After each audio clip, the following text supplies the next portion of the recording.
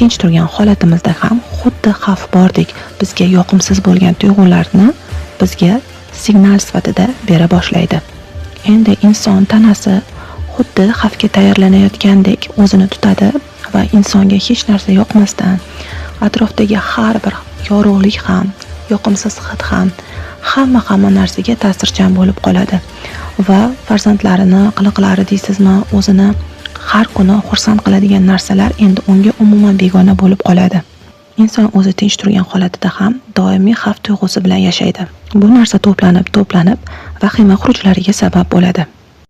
Insonlarni eng qo'rqitadigan va butun umrga ularni uyda bog'lab qo'yadigan, insonlarga qo'shmaydigan, yana shunaqa holat bo'lishidan qo'rqitadigan narsa bu vahima xuruji va insonlar bu narsani tushunmasdan juda ham ko'p shifokorlarga borishadi.